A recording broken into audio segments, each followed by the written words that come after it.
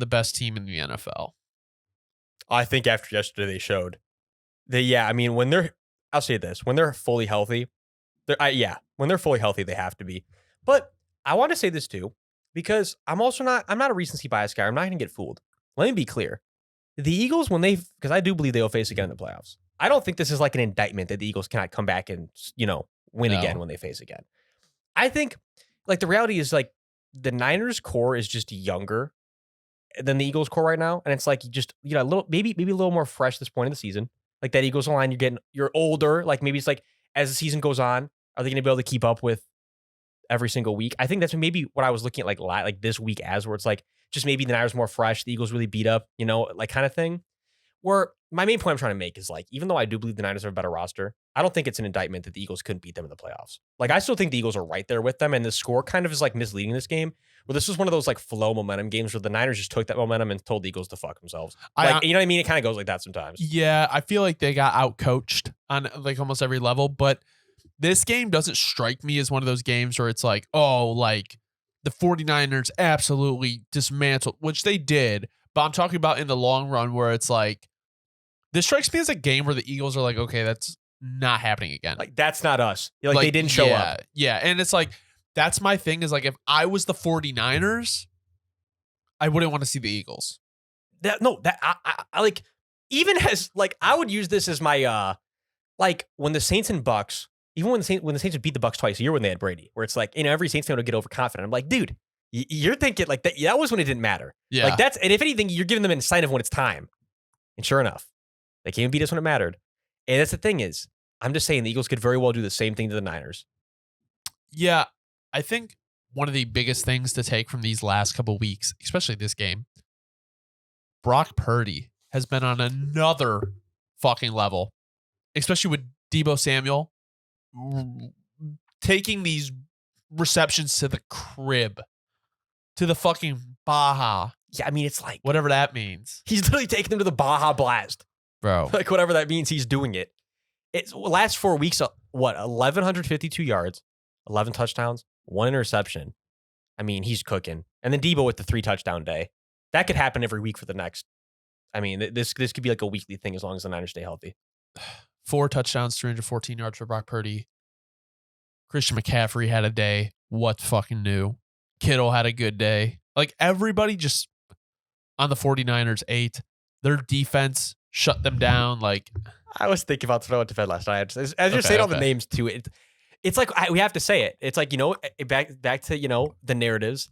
I think really it's like if you're talking about narratives though, does the narrative for the Niners not feel like, and Shanahan, like this, like it's like they've been fighting, they've been clawing. Like, is this their year? Like, finally, like the redemption arc where it's like, you know what I mean? It's like if you're gonna make a documentary about the team, where like this would be the year. Like they've been fighting, clawing for so damn long. Shandy's had so many.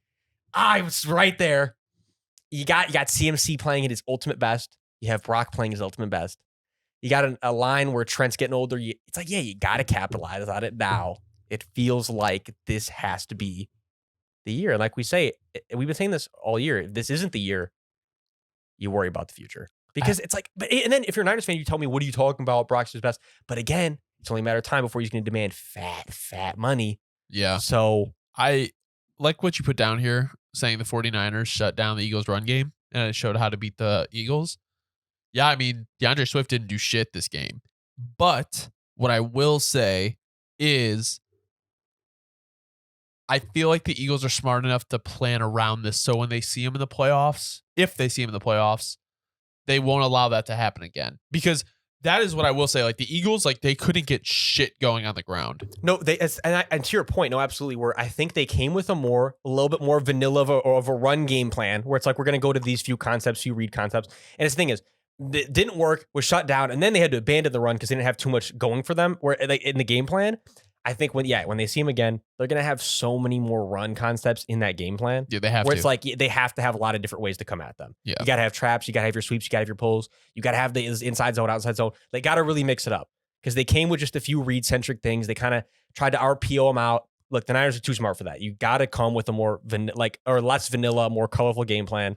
I think that's what they'll do if they see him again. AJ Brown played like a dog Devontae Smith played well. That's the thing is like Hurts played well, Brown played well, Smith played well. It's like that just with that run game, they just couldn't get it going. That's because that's the thing is that's the secret to the Eagles. Like their pass game will always get going to an extent as we saw, but it does need to be married to that run game for them to be that best team in the league. The Eagles are in danger of losing the 1 seed. They are now 10-2. Obviously, that's the best record in the NFL still, but with the next schedule, they play Dallas, Seattle, Giants, Arizona, Giants. So I feel like as long as they can get past Dallas, they'll be okay.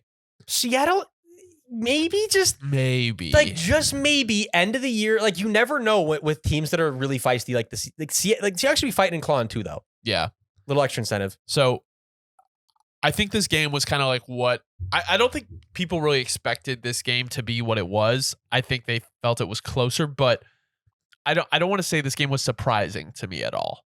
No, I do agree that I could have definitely seen prior to the game one of these two teams coming there and kicking their team in the face, which is literally exactly what happened. Because I think when you work up a game where it's like, oh, it's going to be a super tight, like I didn't think Dallas Seattle was going to be like a shootout. Yeah, not at all. Oh, we thought that was like, oh, this is definitely the end of the Seahawks season, and it's in a painful way. So before we move on to our last game, I want to say this. I'll make this. I'll do the hot take. If the 49ers see the Cowboys in the playoffs, the 49ers are going home. Because think about how bad the 49ers whooped them earlier this year. And that back to our narrative about like that thing, like it matters at the moment, but then when the playoffs come, it doesn't really matter. It's just another game at whoever shows up that day. I think the Cowboys want to get their get back. No, that is going to be the game or manifested. That needs to happen.